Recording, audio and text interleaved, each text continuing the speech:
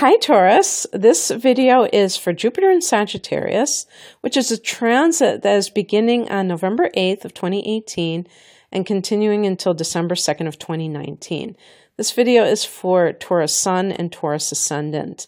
And if there happen to be any people out there who already listened to another recording for this transit, I confused you in Cancer, and it was backwards, and you are actually the 8th house where this is taking place, and I had put the 6th house, and actually it was the other way around. So I did a video for Cancer that reflected that, and now I'm redoing yours. So the 8th house represents sex, death, and other people's money. You know, that's how they always characterize it. Of course, it's much deeper than that, but it opposes the 2nd house, which you rule in the universal chart. So your opposite sign is Scorpio, and Scorpio rules this house. So if you think of the kind of keywords of Scorpio, you will get some idea of what this house entails. And it's very intense, you know. The sex is not frivolous. It's spiritual sex. Death is nothing to play with, because there is a certain finality about it, at least in the worldly sense, not in the spiritual sense, of course. But that is such a powerful experience, to experience the death of somebody else. But even it can be a death of a way of life, because it's also the house of rebirth. Pluto is one of the rulers of this house, along with Mars, and Pluto represents transformation at a deep level. So if you think about how Jupiter in this house will play out in Sagittarius, which, by the way, is very fortunate because Jupiter rules Sagittarius. So they're going to work in tandem very beautifully.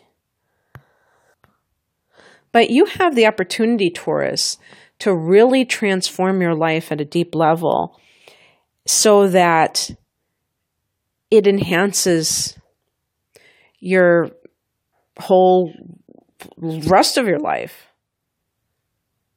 And how this can play out, because Sagittarius is the sign of the sage, the spiritual teacher, and anything that is connected to the 9th house is going to be featured here. So whether it's with higher education, your life philosophy, study of religion and spirituality, especially in the world, like the organized religions, was something that's more tangible in that sense.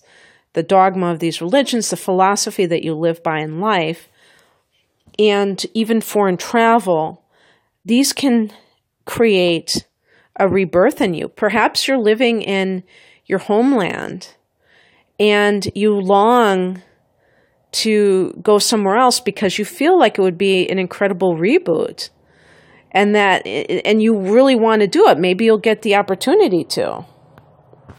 If you're studying anything on the spiritual end of things, it could be, and it probably will be, something that is rather esoteric, though, because the 8th house represents the occult.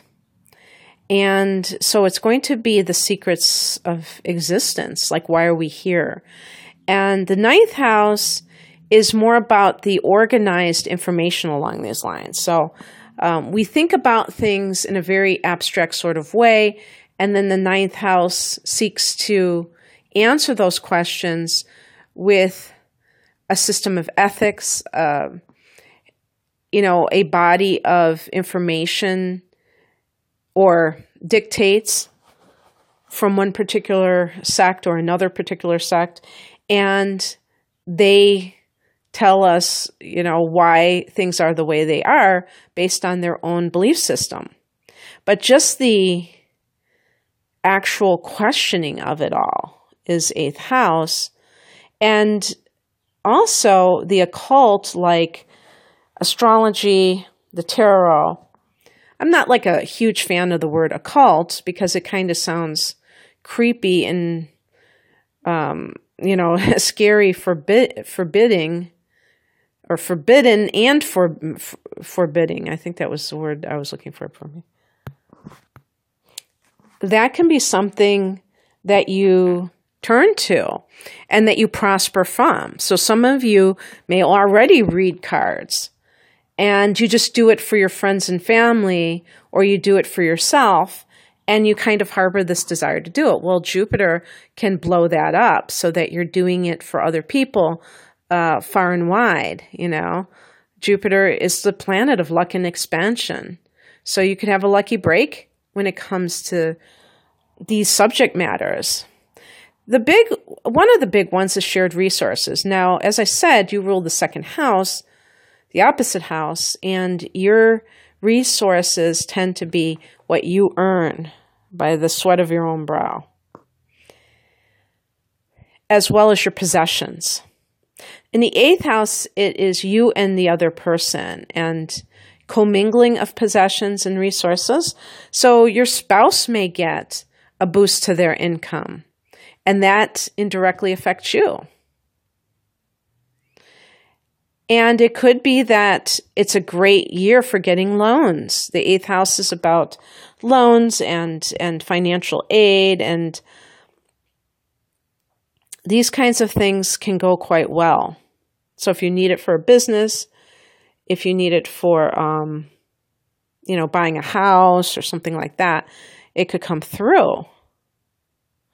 The 8th house can be gifts of money, but these could be karmic gifts. So it could be like you deserve this money, and because of maybe past good deeds, what have you.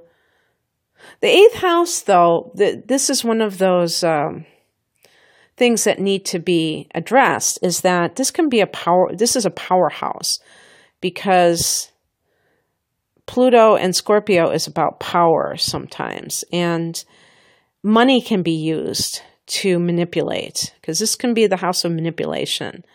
So with Jupiter in the 8th house, you may benefit from like an inheritance,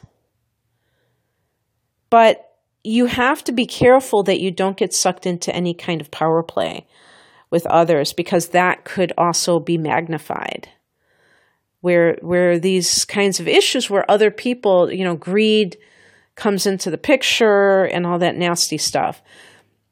But this could be a time that either you benefit from one inheritance, or maybe there's more than one, and that allows you to do other things in your life.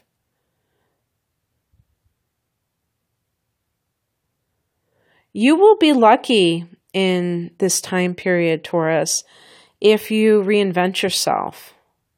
And you will have the support of the universe for that. So again, if this is something that you feel that you can only do by moving to another country, or at least visiting, traveling, then that's what you're going to do. And you'll probably find the resources for that if you don't have them right now.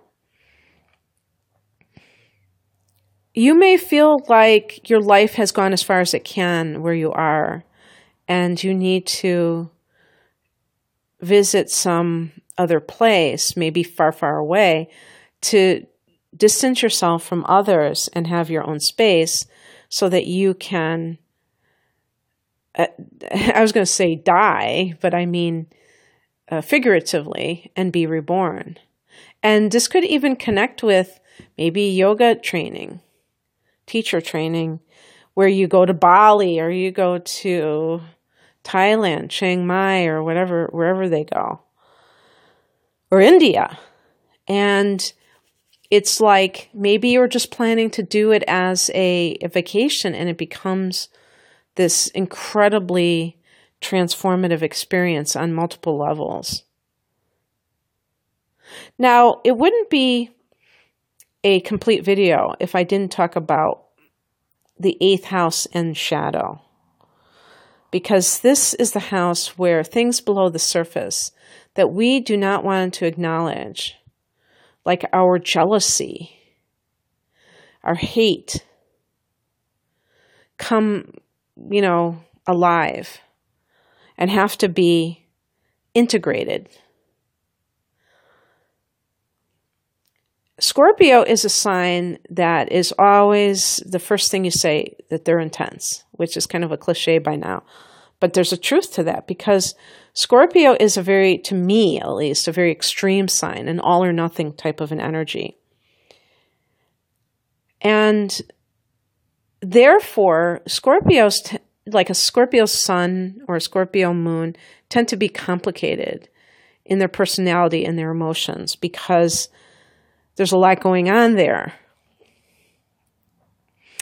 This is really the time to use spirituality to kind of acknowledge and let go of your shadow, Taurus. And again, you have support from the universe in doing that. Taurus is a sign known for jealousy, and I would say even greed sometimes. When a Taurus person, then I would say this is true for all earth signs to one degree or another. Maybe not Virgo, but definitely Capricorn can do this. When you give, you may have strings attached. You may really believe, hey, it's like going to the store. I give you money, you give me the product. So in relationships, you may give, but you expect to get, maybe undivided loyalty or devotion. And that is a wrong way to give. You don't give to get. You give because you love and you want to show appreciation. But appreciation doesn't mean that that person has to do anything. So confronting that within yourself, confronting the jealousy of looking at your partner as a possession. Okay, and this is something that Taurus can do, because the second house does deal with money that you earn, but also your possessions. And it's easy to start thinking of your partner as one of your possessions, especially if you say, I've spent so much money on this person. Again, greed is not just about, I'll just say greed is about thinking that money trumps everything else. That it is a central part of your life. I'm not saying all Taurus people are like this, but I'm talking about what could potentially be a shadow side and how to work with that. See, Jupiter is the planet of abundance and in the form of expansion. And when people are greedy, there's a fear behind that greed. There's a fear that there's not enough. And these people have to confront their fear of lack in order to really break through and understand that you don't have to lower yourself that way. And again, there might be something that comes up, especially if it's an inheritance. It really brings out the ugly nature of some people. You could even experience it yourself. I do think you're going to come out victorious if it's the case, but I'm just saying that because of that, you have to be prepared to stay above the fray and not get sucked into it. Hate is another thing to be transformed of the shadow. With Taurus, there can be narrow-mindedness sometimes, especially if Mercury is also in Taurus. Taurus is a fixed sign. It's an earth sign, so it tends to look at things in the physical, looking at the surface. How does somebody look, and judging them by that? If somebody doesn't have, the proper clothes or something like that, thinking, oh, this person is not... this person isn't as worthy as somebody else. Now, again, this is for people that are less evolved. Not all Taurians are that unevolved, but that is how it can manifest for Taurus. Of, hatred, prejudice based on maybe having an experience and not, and just like kind of closing off after that experience and thinking, okay, this is true for everyone who looks like this, who comes from there, whatever the various stubborn beliefs. Taurus is a fixed sign, so it tends to be stubborn, and hate and prejudice. These are things that come from rigid beliefs, basically. So learning how to dissolve those rigid beliefs, which again are coming from fear. If you really analyze it, it's all coming from fear. And because the 8th house is power, learning how to feel empowered at all times, Jupiter can aid and assist in this because it's a very optimistic energy. And the 8th house can get kind of dark sometimes, It's what lies beneath the surface of life. And sometimes it's not very pretty, but this can really benefit you not only financially but spiritually, this transits, Taurus. So I'm very happy for you, and I hope that you enjoyed this. If you'd like a private reading, the link to my natal chart interpretations are below. All the best. Bye.